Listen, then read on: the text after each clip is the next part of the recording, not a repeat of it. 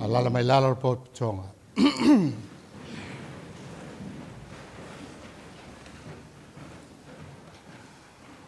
O le suafa manu malo le toltas pa ia. Le tuol tama le tua le alo le tua le ngang sa. Mātou te whata alofa tuai il pa ia o le pot tonga. A vela o leo whai masui le au whai ngā duenga. Mātou te whata alofa ma ofo alo whātu. Le lei fo i tai au fou. Le anga le lei ma le lofo lo tātu atua. Le taiteina mai o tau so i fua ma le tātu uola. Mo le toe Sauniga o le tātou Tama ia Muliaga. Whata lo whātu. Ma ofo lo whātu. Il pa ia o le tāpua inga. O le tātou tāpua i atu i le tātu atua. O Iova, o lou leo māmoe o ia. Le aise mea o te mativai. Na te ave au i le mea e iai le wāmua. O te ta otoai. Na te taitai ia te au i taftafa o vai e tafele mū. Na te whafoisia mailo o nganga. Na te taitai a te au iala o le aimia tonu ona o lona suafa. E uilawa ina o savali le vanu o le ata o le oti. O te le fefe lava i se mea le anga. A wā oe tā te whātasi māu. O laula au ma lauto to o e wha mawhanawhana e au. The Lord is my shepherd, I shall not be in want. He makes me lie down in green pastures. He leads me beside quiet waters. He restores my soul. He guides me in paths of righteousness for his name's sake. Even though I walk through the valley of the shadow of death, I will fear no evil, for you are with me. Your rod and your staff, they comfort me. Tātou te talo. Our Father in heaven, holy, holy, holy is your mighty name. Blessed be your mighty name. Once again we gather in this place, your house of prayer, to say our final goodbyes to one of our brethren, your servant Muliaga Tofa, a dearly loved father and husband, grandfather, brother, a leader, and a dearest friend. Lord Jesus, our Savior, you are the good shepherd, and we thank you for your unfailing love in protecting us, your flock, and taking care of our needs of comfort and peace, taking us to the green pastures where our weary souls can rest and be watered by the fountain of life that springs from deep within your heart of grace. As we share the sorrow and pain of the loss of a loved one, we ask, O Lord, please give us a heart that is sensitive to those who are grieving. Give us the wisdom to know when to speak words of comfort or when to keep silent. Abide in us as we begin,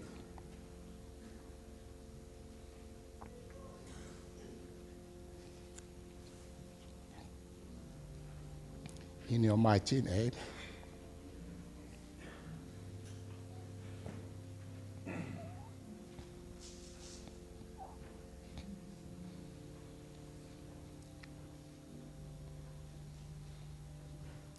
Yesu Kiriso, o oe ole leo mamoelele. Yesu Kiriso, e te leo leao, e te leo le po. Yesu Kiriso, o whamati munga o maftianga, e te le tu lafo ina lau lafo mama. O le moni lea ma le whamaoni o lau fio. O le na o le upu ma le ngutu. A ua whaatino i loiso i fuanga atoa. Lea na e mali wai. Ona o le moni o lau alafa. Lea na e mafti ai. E te le i whawhiti, e te le i solo muli, e te le i whawai vai. Ona o le moni o lau alafa. A mātou, whaia le nei tu e Sauniga o le mātou Tama. Mātou te o atu i au luma ma le loto mau lalo. Ma le ngango o whātu mulia le whāwhitai. Ona o le maua e, o mea silsil ese wa e whaia. E hala si o mātou Tama i a Muliaga. E mai se i mātou umalaga. O le au te li tonu ma le au whātu atua. O i mātou ta ua o lou ainga ma lou lava no. Le nei tāpua inga lo mātua tua a mata e lau a fio. Whaai o e lau a fio. Ma ia sanga maua lungai vi o oelo mātua tua. O le ala mātua te talo. E ala ia Yesu. Amen.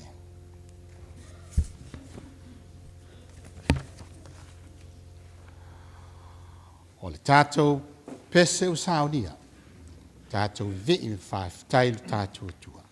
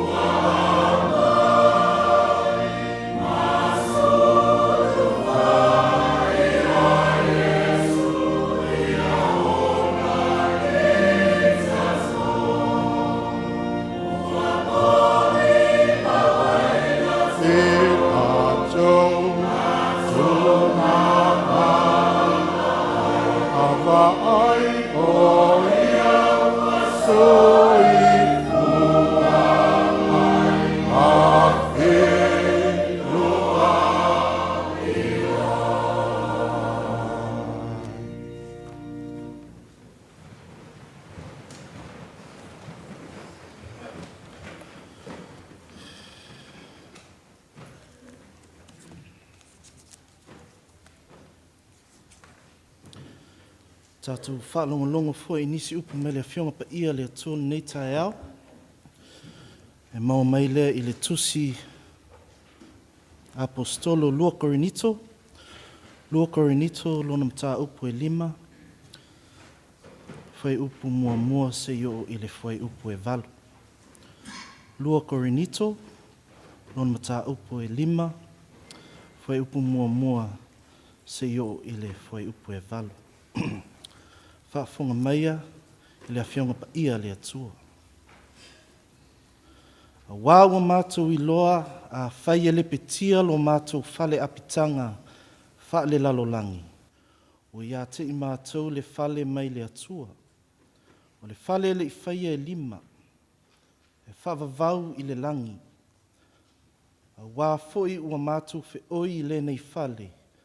O loo nau tele I le fia wha ufuina. I lo mātou whale mai le langi. A whai foi o wha ufuina I mātou. E le maua I mātou. E le lava lava. A wā o I mātou o I le nei whale apitanga. Ua fe oi I mātou o loo mawhatia. E le ona ua mātou loto. Ina ia tō e se ina ofu. A ia wha ofuina. Ine ia tō whatu mo ana ina. Le I vale I le ola. O ia foi o Sauniga I mātou mo le nei lava mea. O le atua ia. O ia foi o fōa I mai le whaamaoni o le anganga ia te I mātou. O le nei o mātou loto te tele e le au noa. Ona ua I loa a au mātou ono nofo I le tino. O nofo ese I mātou male alii. A wā o le whātua o mātou sāwa vali ai. Ai le o le tino mai o mea. O mātou loto te tele mā ua sili lo mātou manao. Ia e io ese I mātou I le tino. A ia no nofo I mātou male alii. Ia whaamanuia le atua e nisi o ana whaitaunga nei tae au. Ia pa ia mamamalu lona whio. Se io I le whavavau lava. Amen. Our Bible reading this morning is taken from the book of 2 Corinthians. 2 Corinthians chapter 5, verses 1 to 8. I shall read. For we know that when this tent we live in, our body here on earth, is torn down, God will have a house in heaven for us to live in, a home He Himself has made, which will last forever. And now we sigh, so great is our desire that our home which comes from heaven should be put over us. By being clothed with it, we shall not be without a body. While we live in this earthly tent, we groan with a feeling of oppression. It is not that we want to get rid of our earthly body, but that we want to have the heavenly one put on over us, so that what is mortal will be transformed by life. God is the one who has prepared us for this change, and He gave us His Spirit as the guarantee of all that He has in store for us. So we are always full of courage. We know that as long as we are at home in the body, we are away from the Lord's home. Our life is a matter of faith, not sight. We are full of courage and would prefer to leave our home in the body and be at home with our Lord. This is the word of God. All praise and thanks be to God.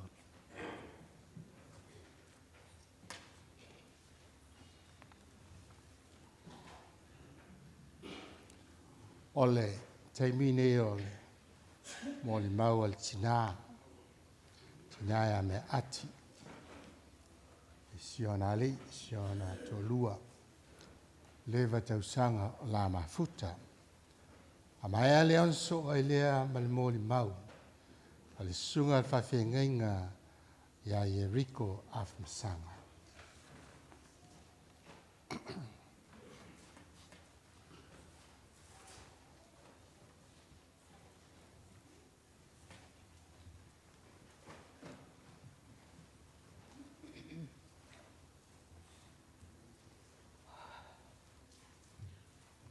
I le awa ma le whaaloalo.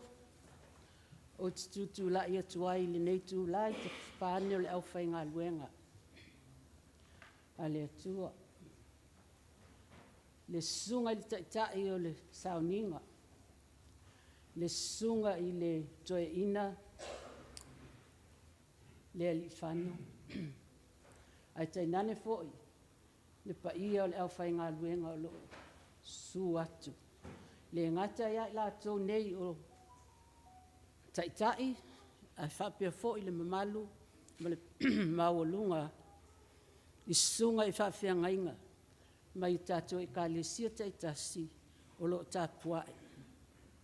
Le mamalu o le Sauniga. Whale a inga o le Sauniga muli muli. O si o to o lua pele lo to. Muliaga Tofa.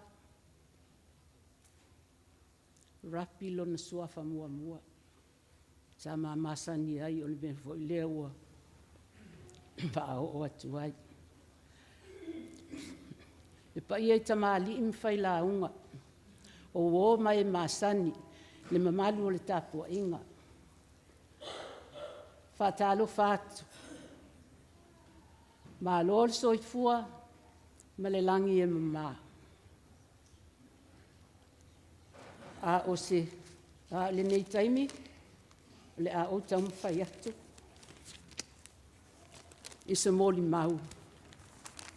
I se o tō lua pele. O RAPI, o Muliaga o RAPI ELENIO Tofa.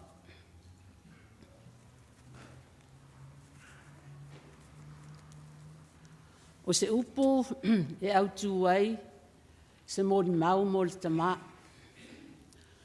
Ma o mai le sala mo i lua sifulu ma le tolu. Fwai upu mua mua. O Yehova, o lo leo leo maa moe o ia. E le ai se mea o te mati vai. O Yehova, o lo leo leo maa moe o ia. E le ai se mea o te mati vai.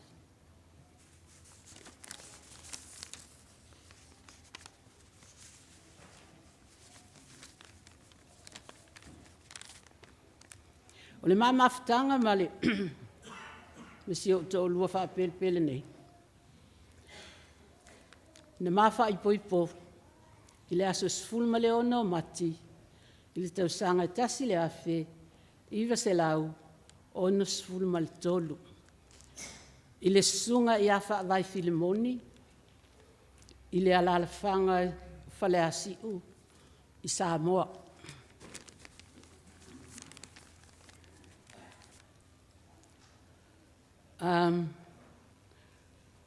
O le nei mafutanga, ia, tau te sila fia lava, aso le talavou fo i o le Tama, sa whai lava sina whaingatā, peitai, sa mawale on sai, awa,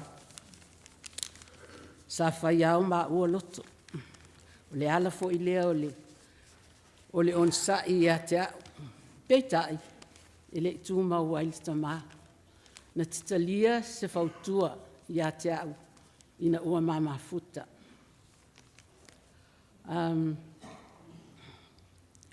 I le tausanga e tasi le afe iwa se lau ona sifulu ma le lima na mātou malanga mai ai New Zealand. A utu alua le nao la mawhanau. Me tutangi vale, ma le utai ana. Ma le mana o le Tama, a wasa i nei mua mua. Tasi tau sanga sai ai New Zealand, fo ia tuloa, ma mafuta. Ma lona manao, fai mai, ma tōteo mai i nei, mo se lu manai o le mawhanau. Sa mātou malanga mai, ma mātou whamautu i station tu whawhine matua, sa mua mua mai le nei atunu. Ma ina sa mātou nonofo ai ma le Tama ma le whanau.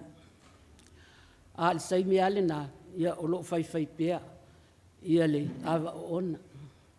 Peitai Sa maua le fesoasoani le nā vaitaimi. Ona o le tuafine sa mātou mafuta. O se tuafine e faituangane. O se tuafine e fesoasoani malofa.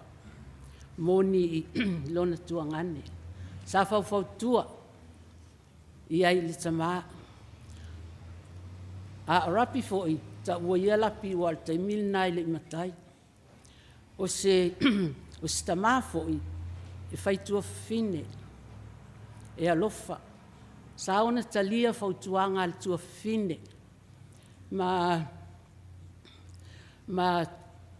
tau mawhai ai e ave ese le mea le o fia ai tina le tua fine. Ia whapea fo'i ia. Masa solonga le leia i pea lo matou a inga. O nisi o fautuanga nei tua fine i le tuangane. O lana upu. Wa ai oe. O le olanga nei atu nuu. O le tupetele lava le tangata. Mai ana ngā luenga e alu. O le titongina o mea ino no fuai. No fuanga. Ai whaalongo mai oe.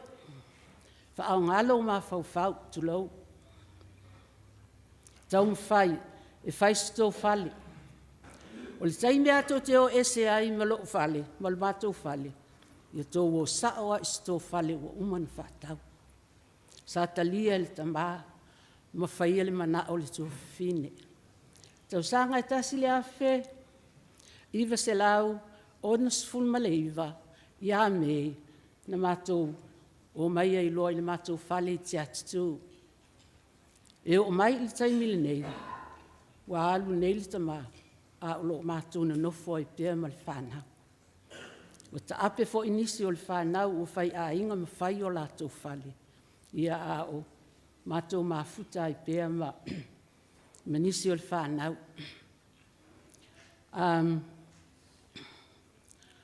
O se Tama i le nāwai taimi. E usi usta i le tua fine e whaalongo. O le ala fo i lea. Na sui ai leo langa. Ma manui ai la mato mafutanga. I le nāwai taimi na ua mato o mai le mato fale. O to alima le mawhanau. To alima le mawhanau. Ma ai to alua na maua i te atu. O na to afitua i leo le mawhanau teine. Peitai, sa iai nisi o le o maa inga. Sa ngā solo mai manu nofo ia i maua. O le ali i lea o misa tau wewe. A o le isuafa. Sa ingoa ia Arona. Sa matou mafuta. Mwhai ngā luenga. O i nā foi. Sa whai eile ngā luenga al Tama lea. I lea atali i le nawa i taimi. O lea oai. Mwhaatonu. I mea ai e vai ai. Ma le ustai ai. Peitai. Sa talia fo i e lea li. O ai lava ina whailo na ainga. Ma ese mai ai mal mato mawhtanga. Tasi lea fe... Iwa se lau fitu lima. Ia matou mafuta mastasi o lo nei tino tulou. Tama si uso u whai langi il fo launga. Na malanga mai no fo stasi o uso matua. Peitai ua sau matou nofo mwhai ngā luenga. Ia tele i o tau sanga na matou mafuta ai ma to alua lea tau sanga. I nā tau sanga i tele. A o so tau tala i le mawhanau. Na fōa i mai e le atua. Whaatasi, ma nisi o whanau. Sa soifua mai, maola mai, i tonu o le maa ainga. O le paolo matua, o me te tangi vale. o lo ua tausia li nei i le fionga i anga mana Timoteo e to a whaale la whanau tasi le la grandson. O lona lua o le u taiana o lo tausia li nei foi i le sunga i atanu wasa sosoli. O lona tolu o sulu o lo tausitula fale nei i atu i poloa Evan Charlton. E to alua si ala whanau. O le whanau a le u matanu wasa na le to tasi. Wana tamai tai o li tera. Ia ua whaipoipo, ua mauala na whanau fua in mai le atua e to tolu. Ia ua maua i neia grandchildren a le u matanu wasa whai ailo lātou a inga whaatasi ma li tera misiona to o lua o Aden. O lona tolu, o sulu leo na o toi fo i atu iai, o lo tausitula whale ia tuipuloa, Evan Charlton, e to alua si ala whanau. O lona wha, o le tamaita i siala. O lo tausia li i foi, i le fionga i a Saver Tama, e Ronnie Clark, e to alima si ala whanau.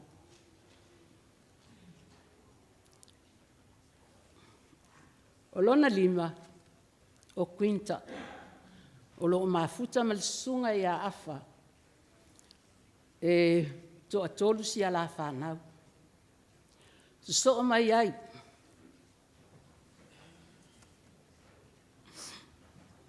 Aileen, ile whahiso na inga, ma oia fo ilea, o lo tausia ma oa, ma vaai ai ma oa.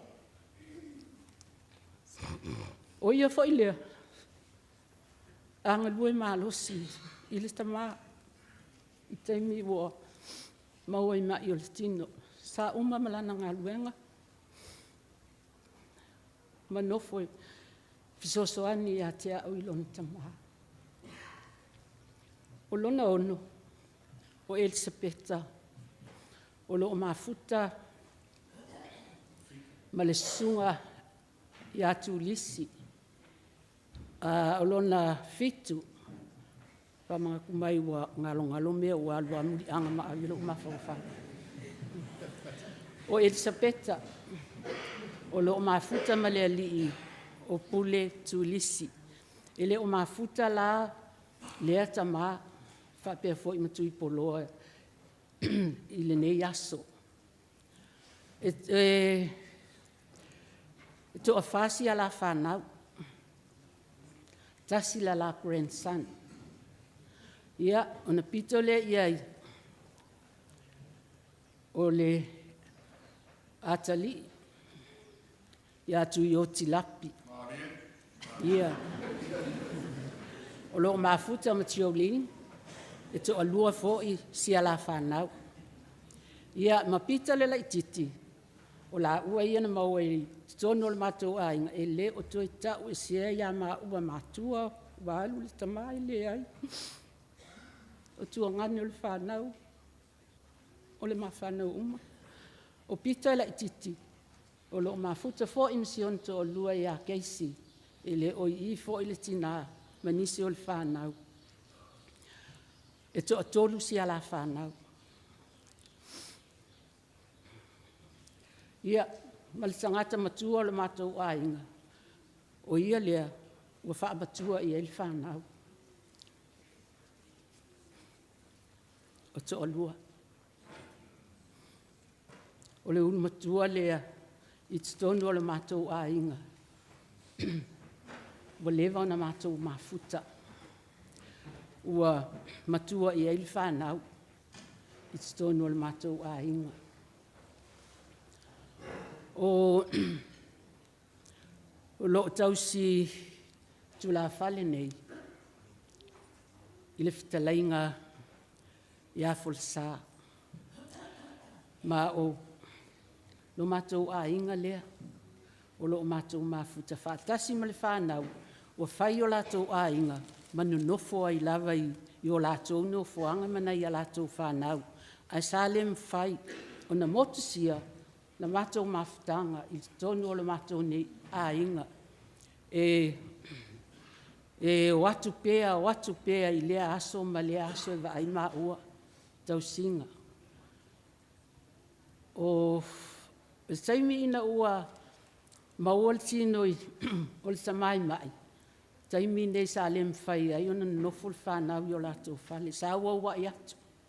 E ua wai atu i le mātou whale i aso uma. Ai manawa mai lātou ngā ruenga.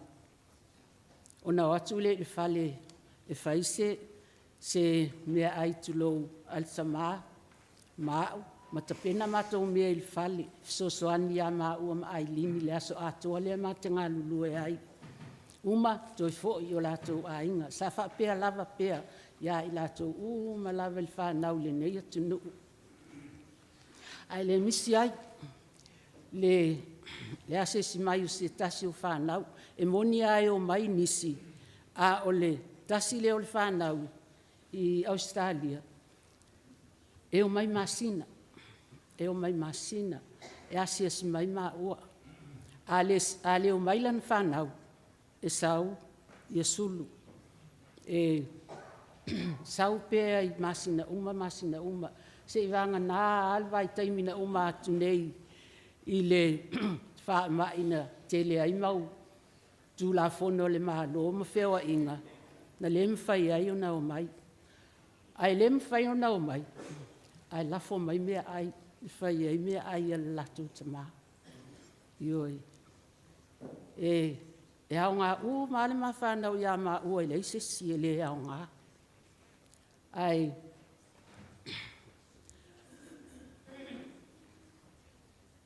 Ai whapea lava. Le alofo le nei Tama i lana whanau. Ia. Mai atonu o le fo o misi. Sa oa e alualo mafofau ia Muliaga mana ngaloa isi me o lau moli mau. O a ma grandchildren, e to a luas full fa. O a ma great grandchildren, e to a 5. O nata mai ti uma, ma grandchildren, e pele pea i le nei Tama. Taimi uma aso uma. Ai watu fo i mau latou matua, e va aili Tama. O nisi e watu whaia latou titalo.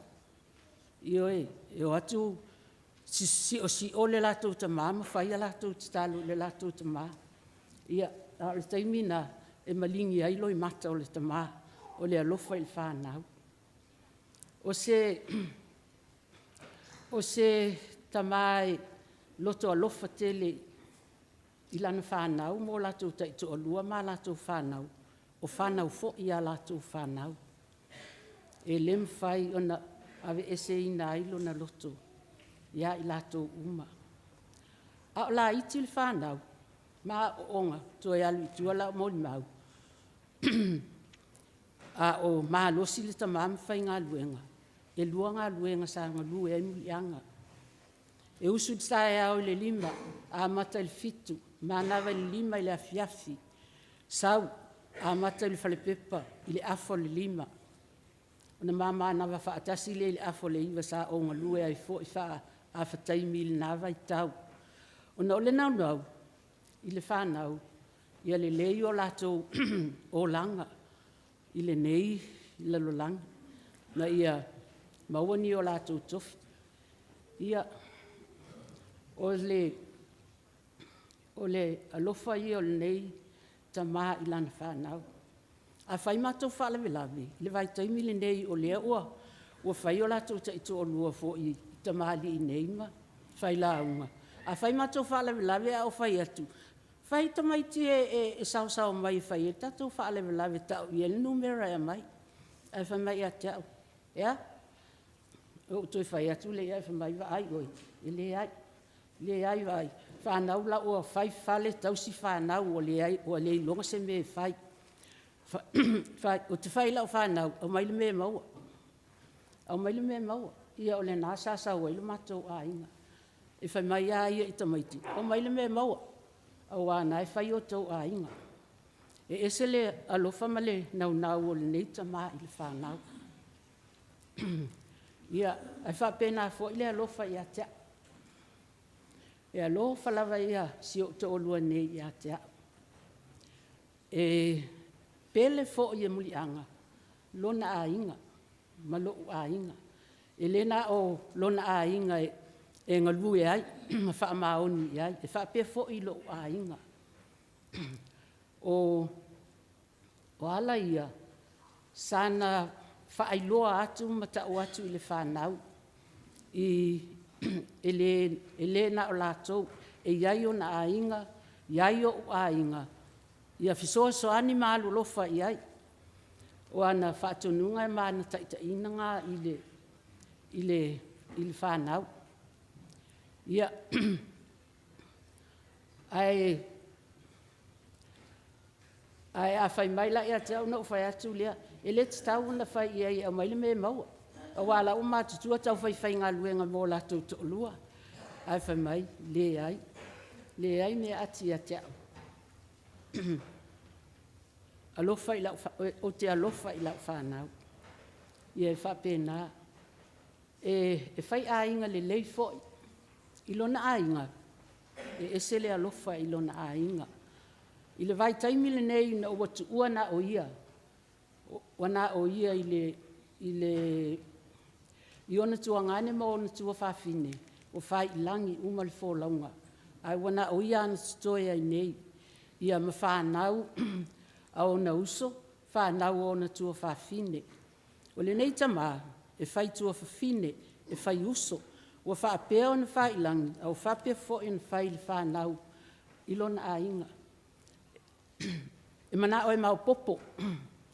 E mana oe ngā lulu e whaatasi manofu whialu whani. Ia whanau a ona uso ma ona tua whawhine. O se Tama foi e whai mea mawhai. E whai mea mau popo. Ma whai mea lelei. Iso se mea. I te tonu o lona ainga, te tonu o lo ainga. E whapena le ngalue a le nei Tama. E le whapito. A silisili ai a Muliaga. Lana ngalue, i te tonu o lana ekalesia. E pele i atu ia.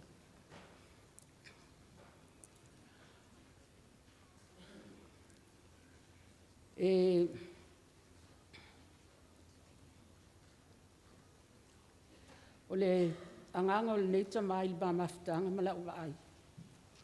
A o ngalue le ekalesia. O se Tama e whaamaoni. E whaamaoni i ona tofi. A le telefo i o tofi o le ekalesia sa filifili ai. A o lana ngā luenga le nā sa whai. O le whaamaoni so se mea. Whonutanga, au talavou, au whaipese, e kalesia, tele o asusa ma tele o asusa a wangalue, whailau tusi le kalesia. Tele o sai tia ia uli whale ma tele o mai whaatasi le lotu. E o loa le taimi e loa e Muliaga te taunitau nu mai le whalsae whailana ngā luenga, a o tele sa ni le lotu.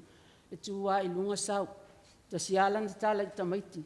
Pai tō tinana le sausesi mo moli mai o au le la walu. Ua tale taimi o te alua i whaila o ngā luenga i whalsa. Ona sau lea, i whapena ala nā mio. A whaifo i whanatanga, au whaipese, au talavou le nāwai tau. Sa telefo ina taitai ai. O le wha mahoni e o le nei Tama. E tu umama tau mea uma ai sau. Ia ona sau lea ai mātou nofo nofo. A fo i atu, ia wa aveina whaatasiloa umala whanau. Tele i o mea non whaataitai mai e ai mātou. O le whaamaoni, o le tuu i taimi o mea whaatau nuu i nai, i mawhutanga sanga lue ai. O whaataitai inga ia i ai mātou ma le whanau. Ia e whapea i le nāwai tau, Ia ina ua o mai i le nei vai taimi ua mātutua lana whanau, whai a inga ma ua o lana tau loto fo i lea i le whanau. So se kalesia, so se mea tau teo i ai. Ngā lulue mal wha maoni, o a wha la potonga, ngā lulue mal wha maoni, tau tua lea tua, o tau manuia na ai maise ai tau whanau mōle numanai. Wha maoni, i mea uma, ai maise le lotu. Ia, o lan tau loto lea maliune ia, lea ai whaalonga maia, ia se au whanau ma le pa ia i tamali ia. O le tau loto a lea Muliaga pe a watu, a o mai foi. Ia le lotu, lea susa, tō a anga i le lotu ma avita maiti le lotu. Ai au tau te nofo mpa i ema nofo i fale.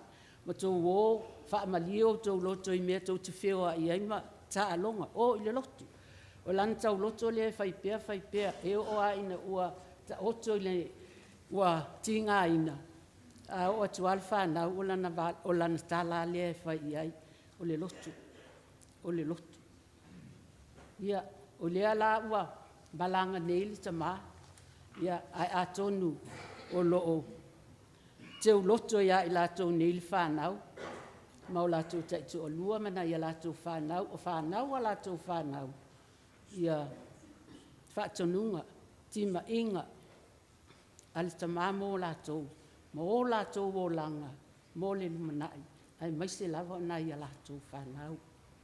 O Stonewall ma a inga, e le whaavai Tama inga lue, i lona a inga, o loo a inga, e tū mā losi, e whai foi o tau whai atu i mea le mātou loo a inga. O whatu, e te whaamaoni fua mai tū i lunga e whai, tū o lai ai Tama o le a inga e wa e whai. Ai whai mai, e se le lea ngō lau whautua, ai o te talai pata lava i ai, ma loo i loa, ia ana ngā luenga lai whai, e whaapea fo i te sonu o lona a inga, e le mawhai ona le mawhai ona whaavai, e le mawhai ona tuua le whanau, e malanga whialua i solo, ai maisi Samoa, ona ole waawaainga o le ainga, ma whanau ona uso ma tuangani, ina ia maua le maupopo, ma le nofo whial whani, whaapea fo i la ilo mātou nei, fo i ainga, e whaapea nā fo i lananga lue, i ai ilo mātou ainga. Ai, a ole ngā luenga sili sa ova ai ai, lea ua mawai nei, ua uma neilo na ola, o le lotu ma le kalesia. Ua le mawhai ona sau i le lotu, ua whaingatāna whi awea i e le whanau. Ai au sau le lotu, e te le inofo i lalo, alana whisili mua, o ai sa launga. O what, ia o le sunga le whai whiau ia i e riko. Wa mai, oi, o ala ni mea na fola, ni mea na fola le lotu e whai nei vai aso, a mea o tūlanga tau tupe. O whatu, o lea in whai ngā tupe le lotu e whai o lea ua tele le whaamai lea ua sao, ai wha mai, i o oe alina ai whaalongo i mea le lotu ana sau lea e nofo, ai le tau mai, whatu, e lea ni mea le lotu na whai, ia wha mai, ia, wale lei, o lana ngā luenga nai whai so o ia tea, o whai so o ia tea, uno wale mwhai sau le lotu, o mea o le lotu, o amena fola, ia, ma whai mai po o le, po o iaini mātau langa, o whatu, o e te o ia mai a o matua o levan o whai ilna, e mua ate u tātau langa o le lotu i le asu sa, mai, oi, e whamana tua ia te, oi, o ane tala ia whapea, maana mea ia, o le ngalo ai ia tea, o na ana mio ia mo na winga ia e whai mai ia tea i le lotu, o le lotu, toa angata maiti i le lotu, whai mea o le lotu, o lana ngā luenga lea. O lea la, ua wala au lea li, ia te ia. Awa tu ua na o i mātou. Aua tū mai i o luma, ma o manatua, ana awa onga, ana whautuanga, i hate au mani whanau. I le salamo e luas fulmal tolu pe o na o whai atu ai, wha au tu wai se manatu. I taimi pe a mā nofu na ma ua o mā losi, wa e tau lotu so o lea i lotu. Wha mailan tala, ia, e moni lava fionga pa ia le atua. E moni me wha maoni. O le atua o le tātou leo mā moe lea. Na te whaia mea uma mo i tātou. A tātou vai foi. Tātou te wala au foi i le atua i fisoso ani mai. Mea tātou te leiloa o mea vai ai. O la le atua i sa te leiloa po le ale mena i le whaifi au ai. Ia, a ua o mai a la i taimil nei. E pei ona o avatu e wha au tū ai la o matua. O Iehova, o lo leo mā moi o ia. Le aise mea o te mati vai. O Muliaga, sa whai lea mō mātou leo mā moi. Sa whai mō mātou taitai. Sa whai mata mā o le mātou ainga. Sa leo ma la vea i mātou ma le whanau ma le ainga. Wa alu nei, ua, tū mau mai a te au ma le whanau. Ana popo inga mana o onga mana whaasinonga mo i mātou. O ia o le mātou taitai. Ua umalana ngā luenga a ua manuia ai mātou uma ma le whanau. I le soifuanga i le ola nei, i mea uma, a sili ai a i mātou uma. Ana o onga. I le soifuanga whaaleanganga. O le atua lea malana ngā luenga. O le sa moli mauri nā po moli tamao le ainga. Mana ngā luenga le lei. Sa whaia moa au le whanau. O ma ainga uma. I le whapito. I le whapito lana. Lana ngā luenga. Ia. Ua tasi le mea ua misi a te au. O le tangata lea. Pito i sili na pele lea nganga o le tamale nei. O ia malon tuangani. Ai masi fo i whanau. Whanau atoa malava. O alo ia o le sunga i le whaifi au malo lo ia pelu mawhinaki. Wha nue ngalo la o pele o soteria. O alo ia o le sunga ia pelu mawhinaki. O la ua ia. Na fōa i mai le atua. A ua ngā lulua i te ati. Mai le la iti o tamaiti le nāwa i taimi. O le ngā luenga le ala whanau sa whai ai e le fia ai whinaki. A o la iti tamaiti. Wa fia e oisi i pepe ma o mai a mai tau si pepe. A wawa le aini mātou tamaiti. Ia, mai lava i le la iti o nei tamaiti. Se i o i taimi ua o ia onga. O whai pea e lau whanau le ami o le i alo i o le whawhia ngainga. Ma ua a matai fo i le whanau. Ia i lau, ona pipi i mai ia mātou. Ma le whanau. A o le tangata i pele ia le whanau lea. Ia Soterium PTA walu i Australia. O le Tama. A watu tamaiti nei no mātou whale. E whaita alonga te tonu o le mātou whale. Ta alo mala whanau. Ia ona whai atu la i o whai atu lea. E te whaata aloa tamaiti o laila iti e whamai. O ia. Lea o te fia o i whaata alo tamaiti mala whanau. Lea ma te ta alo. Ai leo e awili whanau o le whaifi au.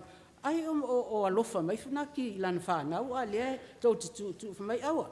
Aua le avea tamaiti. O le ai fia la ua i nei a tātou. Ai i le vāenga le ai tamaiti. Tu tamaiti. O le ala na ua mafuta ai le whanau le ia i ua. E moni ala e alo lofa atu nai teine mātutua o le whanau o pelu mawhinaki ia ma u. ai silisili ai lava i le loto o Muliaga. Ua alu piti ai i Australia, ai whaasilisili ai lava.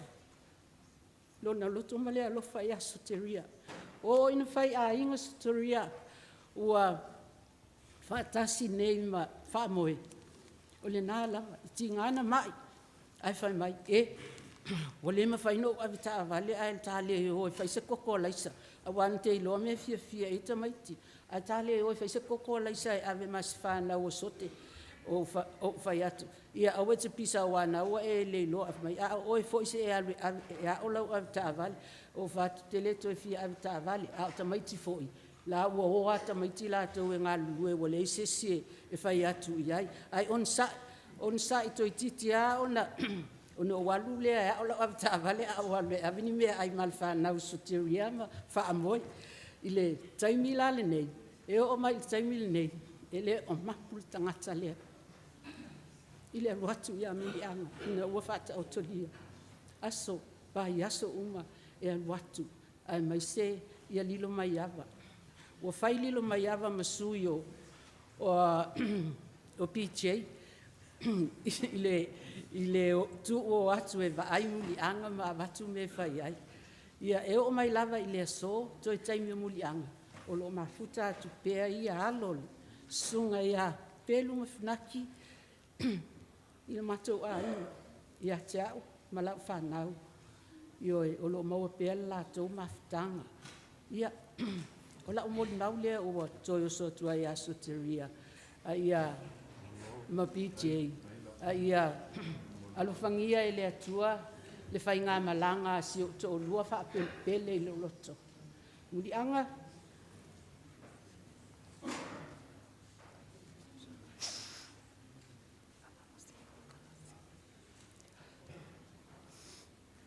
o ani o se, o ani o whaale tonu li tā mawhitanga, whaamangalo mai a. Whaamangalo mai a. A o au, ele umalo loto, alofa i ate oi. O te alofa pea lava pea i ate oi. Ai whaamanuia, ia manuia lau malanga.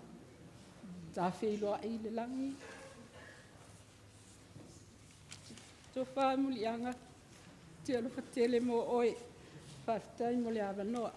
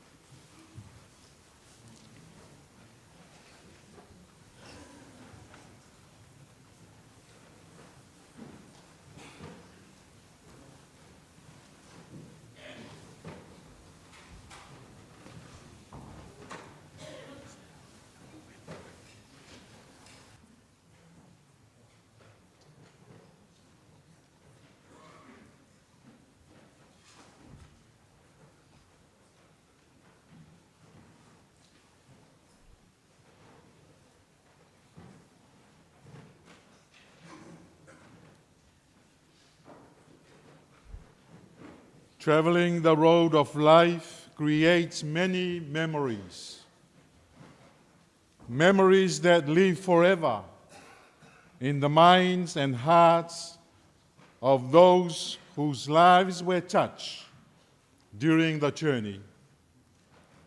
And when the journey on earth is completed, we find peace in the belief that a new and better journey begins. Whātalo whātu lau sunga le taitai o le Sauniga. Sunga le taitai whono o le mtāngaruenga, lau sunga le toina le alifano. Whātalo whātu fo I sunga I whaingaruenga ngā rurue. O le nei aso, whāpea fo I lau whaingaruenga pa ia le atua, wa tātou mafuta. Whāwheilo I atu mea ati malwhaltua a malwhanau. Whāpea a inga na lua, mā lo lava le on sa.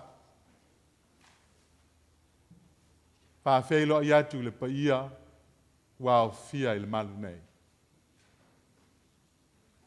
O se moli mau whale anganga le nei, o le fionga I le ali ti a kono, ia Muliaga, RAPI ELENIO Tofa. O le aso luas fultasi o mati, tasi iwa fitus fulmalelua. Nā alo I ai o na vea alfetelenga ia Muliaga ma me ati matangata lotu. Membership o le au lotu I St. Charles Presbyterian Church I te ara tū.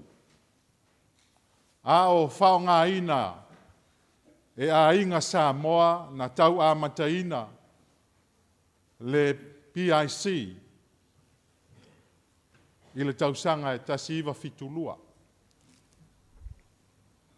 I le masino I ulai tasi iwa fitulua lava na tofi ai Muliaga e le kalesia o se tasi o sui o le Board of Managers o le kalesia I St. Charles. Muliaga was elected and confirmed as member of St. Charles Board of Managers in 1972. E leo maua le tausanga na whāti a kono I nai. I le waitaimi o tausia, ma fesoasoani ai le sunga ia setu Solomona, whāpea foilo tātou tama ia leo tea sio.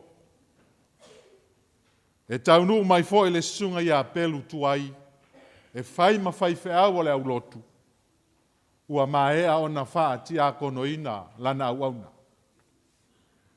O lo tau mate, I se vaitau o le afe iwa se lau fitus fulmalwha, I le afe iwa se lau fitus fulmalelima.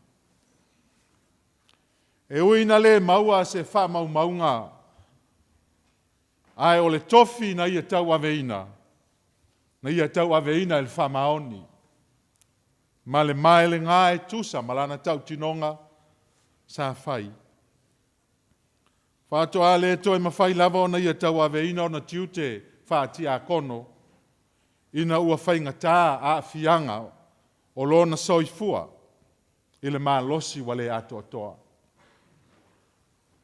Ma te taunu mai I le lua afe sfulma le valu, ua le mawhai o na toi tau tu waina, Muliaga I le sakala meta o le whamantunga ona o lona ngase. Maua le mawhai foi o na toi awai mai I whono tanga ti a kono e peo na masani ai. Ai moli mau atu, e ui lava ina le toi whatau nu ina o na tiu te whati a kono. Ai sa tau tala lava na ngā luenga sa whatino. Sa mafuta mai lava I Sauniga lotu, I asa e maua I ailo na malos. O se tasi o toa manu o le ngā luenga le atua. I le āmatanga o le whainga o le nei ngā luenga tele. Ngā luenga le nei, whale sā, ho, whale o le whaiwheau. Sa ia tau aveina le tele o to whinga o le nei kalesia. pe ona whaafonga i ai mole mau al tina, ai mai se foi o le mole mau anisi le po le family service. Sa avea ma te utupe o le au lotu, sa avea ma taita i pese o le au fai pese, sa tūlai mai foi le tofinga presidente o le au talavou, sa ia tau aveina le tofi fai lau tusi o le kalesia i le tele o tau sanga umawai. O se tamae wha mau popo iso o se mea fai. I le maa lotu tamaiti mua mua lava. Sa o wa ai Muliaga. O tau to mai. E momoli mai mea ati. Ia ma nofo ai ma pese ai pese ole. Ole lotu tamaiti mua mua lea maa ua. O se tasi o tamaa sa malu i ai la au fai ngā luenga i lana fautuanga. Ma lana fautanga. E lima foa i le ngā luenga le atua. O lana taulanga mo le nei malu. O mo li o le fatsa. Whapea la e o le whamantunga. O se tamā tau si whaife au. I le au whai ngā luenga ngā lulue sa o lātou mafuta.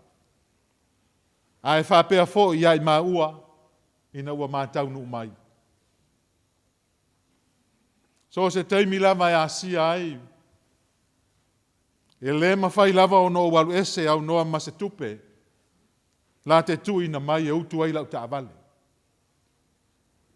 O lana ngai o inga lea ua tau au ina ou le toi alu ai e asi.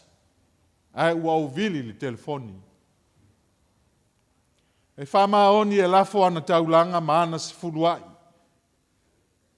E fesoaso ani fo i ofo alofa a le a onga asusa ma le au televou, whapea le au fai pese, ma le maftanga ma losi a tama. Sa tau muli lava le nei tama i le au fai ngā luenga i le tele o taimi. Ai mai se lava le toi ina ua fai langi le fōlaunga le sunga ia le au tea sio.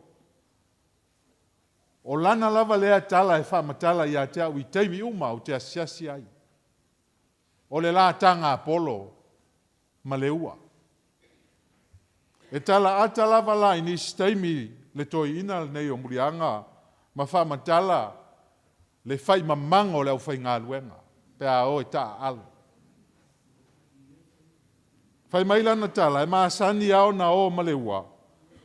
Ti ngāo na iloa ua se i sini le mea alu i ele polo. I le tā le toi ina. Ai o ia e nofo ma toi tongi ifo le polo e pei ao lasa pa u le mea. Ia ona ia le pisa lava lea. Whamai a umasta alonga ua whatastasi e whaise se tau mafutanga. Ai wala au atu le wa ia te ia e saulate no nofo. Nofo yo na utafa. O na ata lea ma whaapela nitala. O na o mai leo whaife au a lau mai ma me ai. Ma o ai atua ia mau. O le Sauniga tele lava na whamana tuina. O le 5 tausanga talu o na whaavaele au lotu le nei. Tausanga le ntea nei. Sa ave ai o ia ma mātou ma lo whaalolungia. O le Sauniga muli lava le nuu. Ai whea ngai loa ma le lockdown i le aso 2 o mati. O le Sauniga le nā whaale a inga le ne kalesia. Sa whapeo na lotu ai Muliaga. Ai sa iai lona nau ta inga e tu sa ai malemoli maua a mea ati i a te au. Na wha longo loa Muliaga e toi a mata le lotu i le aso 2 iuni. Whapea ne loa i a te ia o ia e toi sau le lotu. Ai peita i ane wa mia e lona matai i le asto na i 2 Ai aso sa toi a mata a mātou tāpua inga. Mai ua e pe ana tele ni tausanga o le mafutanga. Se manu a telefoni tala. O lona soifua o te whaasoa atu ai. Ui lea. E tutusa lava. Tau sanga e afe. Ma le aso e tasi luma o le atua. O se au na sa whao ngā te tau lona ma losi. Lona soifua. Mo lona a inga. I siana whanau. Ai whapea ngā ruenga le atua. Moni ai upo le apostolo Paulo. Ua whetau I tonu mō Muliaga. I have done my best in the race. I have run the full distance. And I have kept the faith. Ia manuia lau malanga, Muliaga. Whawhitai mo le ngā ruenga.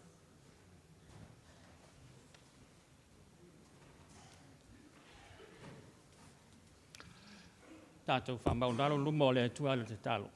Tātou I foma te talo.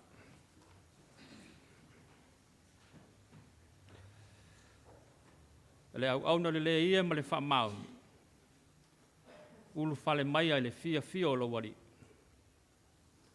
O au wheta lainga ia le ali ia lo mātou atua. Ua tala whea ngai ma whito I tonu I la au na. Peo na mātou whamanatu ino le na aso fia le nei aso. O wao se aso fia leo le au keusiano ai mese lava I le malo o lau fio. Ua toi whapopoina se tasi o tangata I le malo o lau fio lo mātou atua. E moni lava I langona le whanoa no lo loto, le ti ngā. Ona o maaftanga pe le ma e ua motu sia whale tangata. Ai a moni lo mātou whātua atua ma le tari tonu I lau fio lo mātou atua. Ona tupu lele langona fia ma le whaafitai. A wawa e wala wina la o auna. A wawa whamanatu mai fo I ante I mātou o lo ola pea. E ai le teimi ma le itu aso. E te wala au mai ai lo mātou Tama. Whaafitai te le lava le tua, wa mātou whaalongolongo ma le totoa. I le moli mau, le soifuanga atoa la o auna nei. Le nganta I le tina, le moli mau la o auna I totono le kalesia. Ia whaapeina fo I le whanau lo mātou Tama. Wa mātou mau tinoa ai mai loa. O se Tama e tumu I le alofa. O se Tama e whaamaoni. O se Tama e ngā lua e pēa ma tautua lo finangalo. E le ngata I totonu o a inga, ai meise lava I totonu lau e kāle sia lo mātou Tama. Ua moni ai la, au auna le ie ma le whamaoni, ulu fale mai ai le fia o lo wari. Whaaftai le tua I le tele o mea lofa ma tā leni, sa e foa I lau auna. Ua ia mawhai o na whaasoa ma tufa mai le whanau, ma o lātou whanau. Whaapea fo I le tina, I a inga, I ai meise lau e kāle sia le tua. Ua whai lea ma awala e tā pena ai lo mātou wola, e sa uni ai. I teimi mātou te whea ngai ai ma whai ngatā o le nei o langa. E lui ai lo mātou wola tau tua I laung fio le tua. Ono o whaataita inga le lei, ma mea lofa sa e foa I lau auna. Ua whaapeo nā tangia I le tinama le whanau, a inga ma lau e kāle sia, a meise I mātou umalava. Ua ma whai ona mātou ma futa mai le nei aso lo mātou Tama. Whaaftai te le lava le tua. E moni lava o le oti, o se maaftanga e la ngona I le whaanoa noa. Ai pei whai ona e wheta lai le ali I e iau a fionga. E sili au na alu I le whale o lo whai ai le whaanoa noa. I le alu I le whale o lo whai ai le fia. Au wa o le whale mātou te mau ai le maaftanga mawhanawhana ma lau fio. O le whale mātou te la ngona ai le pai mai o lau fio e wha mawhanawhana ina I mātou lo mātou Tama. Whaaftai au a fionga pa ia peo na mātou whanongolongo ai. Ua mawhanga i pea, mawhamalosi ai lo mātou whātuatua. Ina ia awane a vele oti, e whaima me muta ai pe to i lalo ai lo mātou wola tau mawhai. Ai a vea mahala mātou te sauni uni ai, mawale mauti noa. Ua umana e sauni ale no whanga mo i mātou. Ma ua whamanatu mai fo i le tangata ola i le nei lalolangi. O le lalolangi lava le nei, o se no whanga e le tū mau. O se no whanga e sauni ma tā pena ai le tangata. I le teimi ma le itu aso e te vala au mai ai lo mātou Tama. Whaaftai tele lava le tua. O mātou whalongolongo i le tele o mea le lei o whalumanga o mea ai sili le ngatai mea ai whale anganga. A whaapeina fo i le tele o mawhau whaunga ma manatu. Wa tā pena i pelo mātou wola tau mawhai lo mātou Tama. Whaaftai lo whaamalosi le tinama le whanau ma le ainga. Whaaftai lo whaalo te tele le kalesia o wō mai o māsani o mātou mafutai. O mātou o mai ai le neitai au mātou te fia whaatasi, whaamanatuina le aso fia o le Tama. O wā o mātou taritonu ma le whaamaoni le antua. O loo iai o ia le māloa lau fio. Le li ia lo mātou tua whaaftai tele lava i mea uma. Whaaftai lo wanganga pa ia lo whaapeo na fesoso ane whaaloto tele ina o mātou tangata. Whaamawhanawhana ina. Ina i mawhai o na mātou mauti noa. O lau fio lava mātou te mapu atu iai. O lau fio mātou te to o manga atu iai. I teime o mai iai pua ngā mawhainga tāo le nei o langa. Au le maua lunga ma le sili o le nganga whaaftai, lau fio le tua, o le taulanga tōngi ola na e Sauniga. E ala le maliu, ma le toi tū manu mālo Jesu Keriso. Lea ua whaato i lalo i nai le fili o le tunga mau ma le oti. Au a vea ma whaito toa e ulu whale atu ai le tangata i le māloa lau fiolo mātou Tama. Lea li ielo mātou Tama. Mātou te ilo i mātou lavo le whanau se ma le angasala. E o fo i lau auna. Sa iei teimi na whaale tonu ailo na o le tau tua. Au mātou tari tonu le antua. A mātou langona le loto sala mou. A mātou furitua i o mātou whaale tonu. A e tau lai lo mātou wa ai i lau fio. Ona mātou maua leo le whaafawina o mātou tangata. Ona mawhai leo na paptisoina i mātou le paptisonga le anganga pa ia. E whaafawina ai o mātou tangata le li ie. Whaamangalo i mātou le li ie lo mātou tua. Au mātou wala au i lau fio le li ie li lingi mai au Muliaga. Ia e whaamanuia le tina. Whaaloto tele ina o ia. Fua i le malosi. Fua i le poto ma le anta mai. A ia taita ina pe o ia le anganga lau fio le antua. E mana tua ai le tele o me le lei. Ma whautuanga le lei. Au whapeo na mafuta ma le tamai le nei lalolangi. Ia meise le whanau ma o lantou whanau ma ainga. Ia lantou mana tua le tele o mea lofa, tele o tā leni, o hao a onga. E peo na o hao atuai le tamai i lantou. Ina ia lantou tau ave pea. Ina ia lantou whaia pea i manui ailo lantou wola. Au hao le mo onga leo lau auna le tua. Ia manuia lo lantou wola tau mawhai. Ia lantou maua le alofa. Ia lantou maua le whaamaoni. Ai sili ana lantou maua le usi ustai i lau fio le tua. E manui ai mea uma lantou te tau mawhai ai. Whaapea fo i te tonu lau e kalesia le tua i lau auna ma le kalesia antoa. Ia velo na ola tau tua sa ia tau tua i le tele o ngā luenga matiute. E whai ma whaua onga. Whai ma mea lofa, ma le whawhangu, ia i mātou uma lavolo mātou Tama. Mātou te talo i lau fio le tua, whaantasi mai lau fio. Ue wala wina le Tama, au a whaatotoa ina i mātou uma lava. Au mātou wala au a lava e te tū lafo ina i mātou. A ia whaapeo na mafuta mai pea lo wanganga. Ma whaamalo sia i mātou e tau tua mangalu lue pea. Au wā i eile teimi ma le itu waso e te wala au mai ai le li ie. O mātou whea ngai fo i ma le lalolangi atoa i le wha mai pe o na maua. Le li ie na o lau fio lava mātou te wha moe ma wha tua atu i ai. E maua i mātou le fesoa soani. Talo ne ie wha mawhana whana atu. Iai lau mana wha malolo, ina ia manuia lau whanau uma le lalulangi. O lo mātou te talo lea lea tua, se teimi mātou whaalongolongo e lau wheta lai mai, ia te tala la mātou whaalongo. Ia o fwoi se teimi mātou te tuina ifo le tinu maliu o lo mātou ta mai lele ele. Whaamanuia mai lau whio matai lo mātou wola. Ia hei wai mea uma le nei aso, ai maua lunga lava le viinga e fo i antu i lau whio lo mātou ta maa. O no lo suafa ke viso, mātou wole ma wala au atu ai nei. Amen.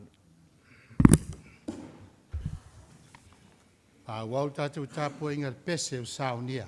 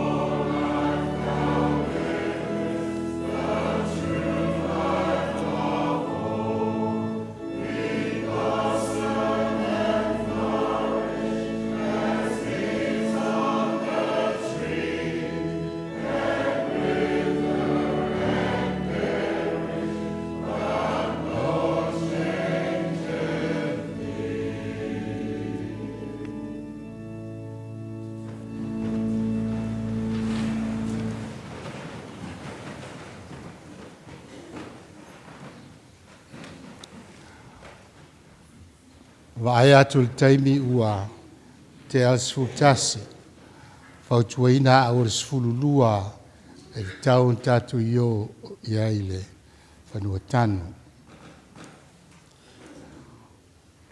O upu wha mawhanwhananga. Na maua mai a le taimi na wala awaile atua i tātou Tama. Na mata mai lava ina, ma au talitonu foi, au le wala au le atua le Tama, wa leva o na whalongo i upu wha mawhanwhana. Upu wha malosi lau whaingaluenga, ai maise o ainga o wō mai masani, mai e alo lofa e asia si atu. E leo se aso e tasi e whaeni upu wha mawhanwhana. A ole soi fuanga atoa e whai ai wha mawhanwhananga.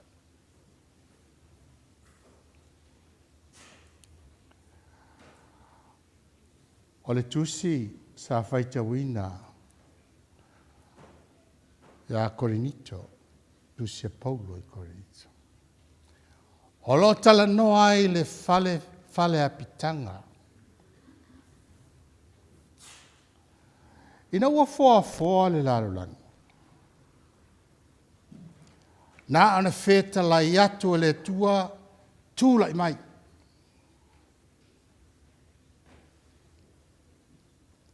Na ana feta lai atu tūla i mai le mea o lo whina lei asua mua lua tolu wha tau lava leona. Itu. Aina ua whaia e o le tangata. Na ia whaia i ona ao. Ma whara warma, la menga lewa pēr. Tūrai mai. O le fōwhanga atoa na ana whetalai ma sao noa. Tino mai. Tino mai. Tino mai. Le la, masina, le sami, me uma.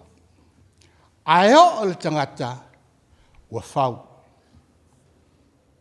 Kai mai wa ia whapoto poto le ele. Ona ia manava i lea i ona punga i isu o le ola. Fōwhanga le tua.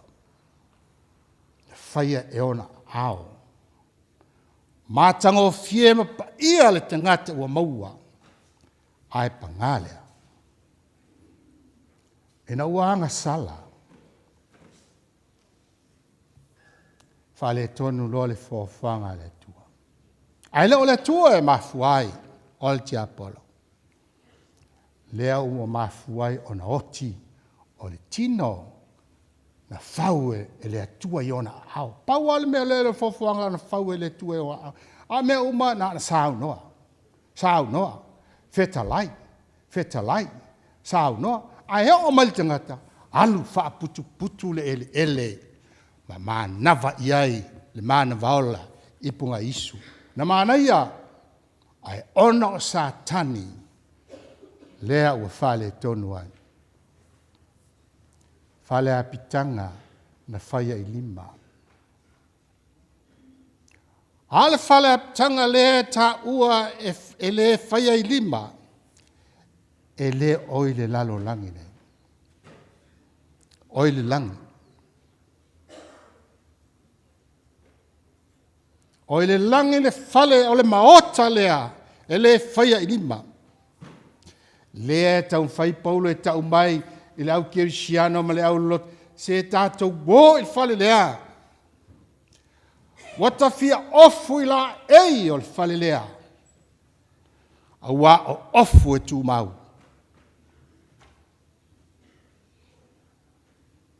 Whai mei paulo.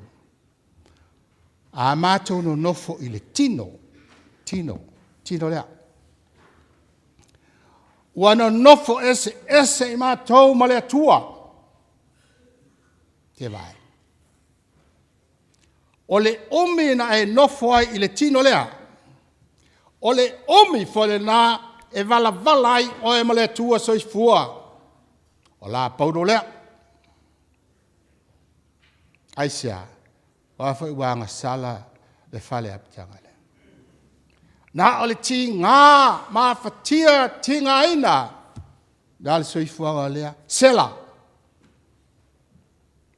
O le mai sela e le whaingofie. Leanga no vai e matua sela o tamai Samoa.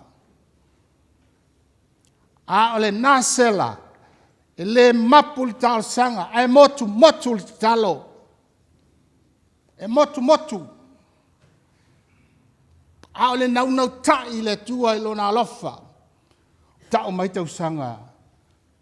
Ai mai ato o lua sau la sau fitu lima wa mai. Oka. Wa mai. Le tino wa mai. E fei mai. A mai polo.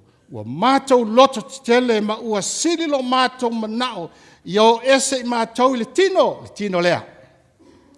A ia no nofo i mātou maleali. O aila se si ale fia.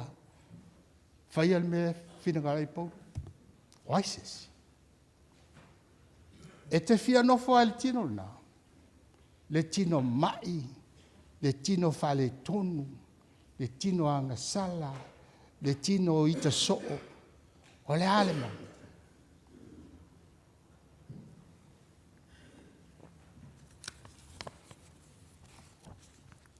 O lea ua mapuatua, Muliaga o mafutu molonali wag eseltino lea. Verse 1 of the readings this morning. Now we know that if the earthly tent we live in is destroyed, we have a building from God, an eternal house in heaven, not built by human hands. The earthly tent the Apostle Paul is talking about here is this earthly body, this body. When we die, this body will return to dust from whence it came.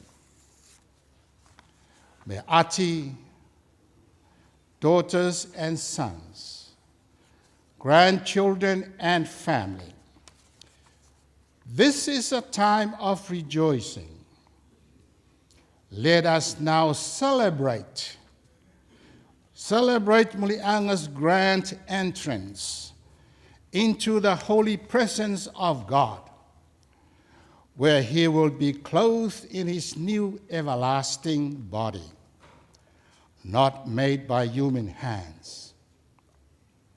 And as I picture your loving husband, Me'ati, and Father in his new heavenly dwelling, I am reminded of the beautiful words of the old hymn, face to face with Christ my Savior. Face to face, what will it be when with rapture I behold him, Jesus Christ who died for me? Face to face, I shall behold him, far beyond the starry sky, face to face in all his glory. I shall see him by and by. Amen. Tatu fai ui pesi u Sauniga.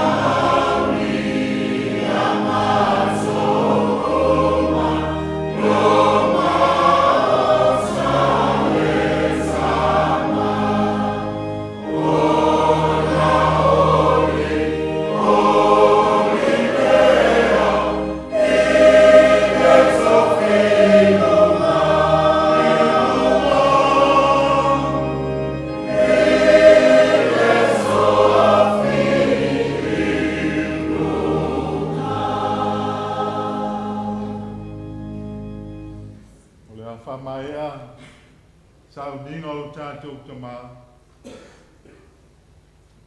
I lona nofo anga mau. I waikumete. O le tatalo whamanuia. Ua umanei na mātou tāpua inga.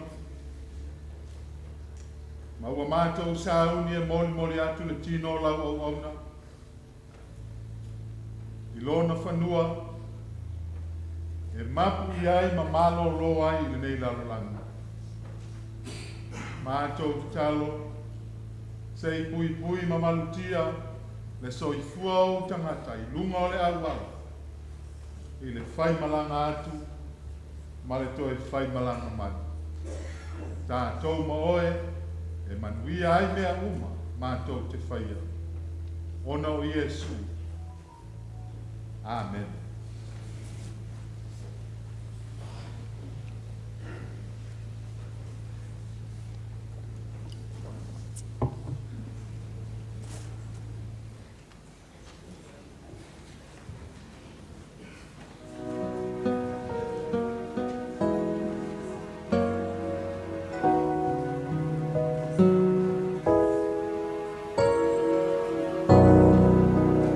Are you hurting and broken within? Overwhelmed by the weight of your sin? Jesus is calling. Have you come to the end of yourself? Do you thirst for a drink from the well? Jesus is calling.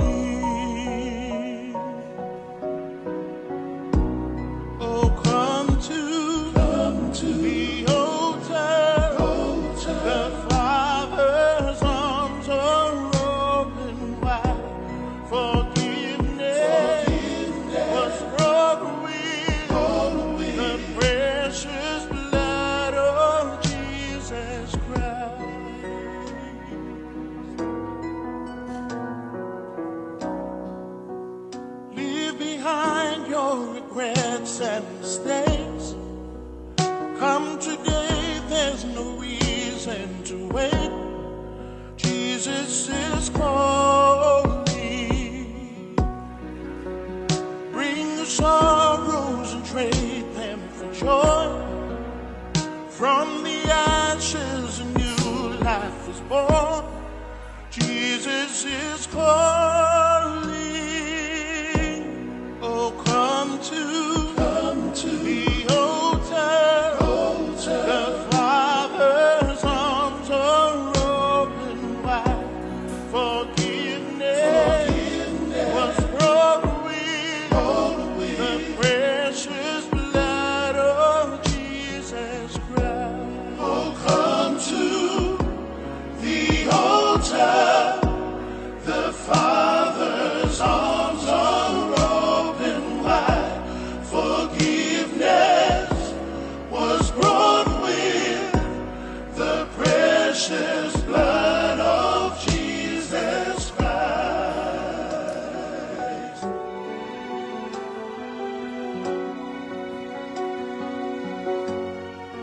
Oh, what a Savior! Isn't He wonderful? Sing hallelujah, Christ is risen. Just hours before kickoff, it was a bit hard and it was a bit iffy if I was going to play, but I know him, he would want me to play, and so I think I just dedicated that game to him, and yeah, so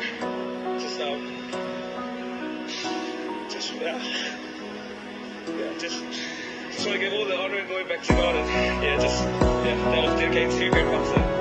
Oh, what a Savior! Isn't He wonderful? Sing hallelujah, Christ is risen. Bow down before Him, for He is Lord of